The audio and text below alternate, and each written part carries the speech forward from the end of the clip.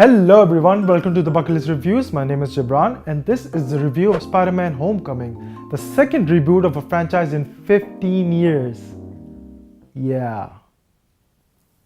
Good job, Sony. So the story takes place after the events of Captain America Civil War. Peter Parker, aka Spider-Man, played by Tom Holland, is learning how to cope up with his new superpowers and at the same time juggling his high school life. But a new threat has emerged from the shadows of Manhattan, New York. Michael Keaton plays the role of the Vulture, who has acquired the alien technology from the events of the Avengers, and there is only one friendly neighborhood wall crawler that can stop him. So maybe as some of you might know, I'm a huge Spider-Man fan. He's my favorite superhero of all time, and in my opinion, he entails all the right ingredients of creating a complex superhero, especially during the Ditko and Roger Stern period. The dilemma that Peter faces of being a superhero coinciding with his everyday life makes him almost relatable to any reader, and of course, that is the formula of his success. But personally, I felt this for a long time, that in the cinematic universe, they never got Spider-Man right. Raimi films, while entertaining, lost out on the core character traits of the web-slinger. Films were well paced, but nonetheless cheesy entertainment, and never really got me emotionally involved in them. While on the other hand, Mark Webb films made Peter Parker kind of an asshole,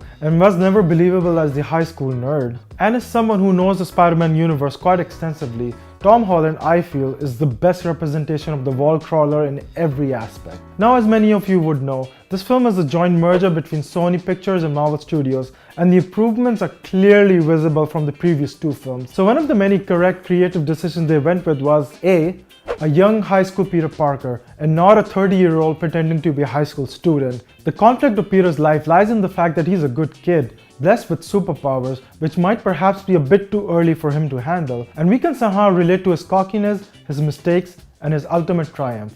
B. No origin story. We are all aware with the so-called great power come great responsibility, Uncle Ben dead.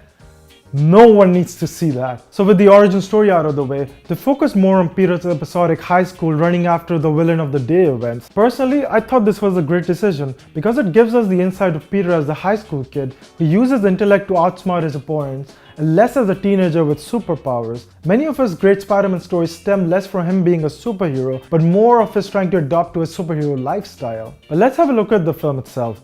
Is the film any good? Well, yeah.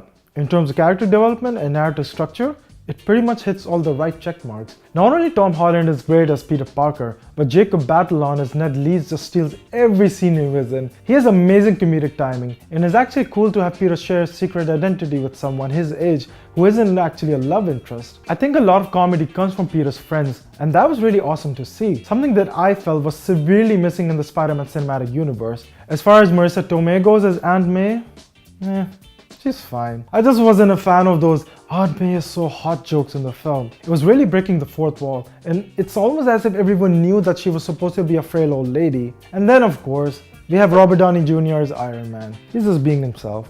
Nothing much to say. I remember watching the first trailer for Homecoming, and at first I went like, oh no, is Iron Man going to be taking over the whole film? Thankfully my fears were left unproven, and Tony Stark never overstayed his welcome. And of course, I can't talk about this film without mentioning Michael Keaton. I thought he was great as the Vulture. His costume looked so awesome. He wasn't just your I'm gonna rule the world kind of villain, kind of like a Doctor Doom vibe, if you will. There's usually a personal vendetta behind it, or like robbing banks that they're after. And without spoiling anything, my favorite scene in the film has to be the limousine moment. Tension was so thick, you could easily cut it with a knife. Good stuff. But as far as the bad goes, there's not much I think was done wrong, but more what they didn't end up doing. The plot was, although good, was never on an epic level as the early Raimi films. It didn't feel like I was watching a feature-length film at times. It was as if I was watching a Spider-Man TV series.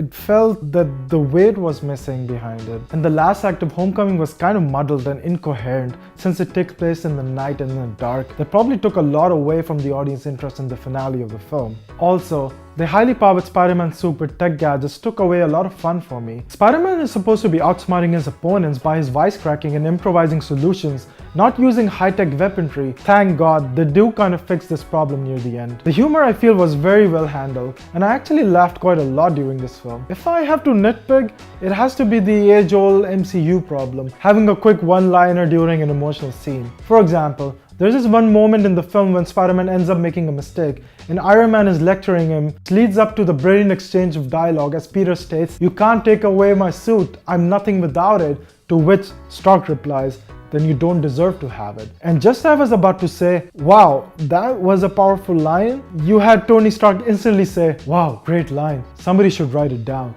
And I was like, really? Let the emotional scene sink in the audience psyche, and not everything needs to be followed up by a joke or a one-liner, you know? The costume looks great. I love the Steve Ditko vibe going there. And speaking of Ditko, there's a very iconic moment in the early Spider-Man books in this film. A moment I feel defines the character of Spider-Man and why he is the greatest superhero of all time. So overall, Spider-Man Homecoming is a much needed improvement to our favorite wall crawler, and it's not obvious that Marvel Studios understand the character much better than Sony executives ever could. Of course, there is room for improvement. The plot needs a bit more weight to it. More has to be at stake in the plot, but we'll have to wait and see for the sequel for that. A lot of people are comparing it to the Raimi films, and whether you are a fan of those films or not, my advice would be just go with a clear head and watch the film as a Spider-Man film and nothing else. And I think you'll enjoy it in that respect. 4 stars out of 5. So, that was the review of Spider-Man Homecoming. So which is your beloved film of your favorite wall crawler? Or which is your favorite Peter Parker for that matter? Write below and let me know. And as always, like, subscribe to the channel. And this is Gibran bringing you the films that you have to watch before you kick the bucket.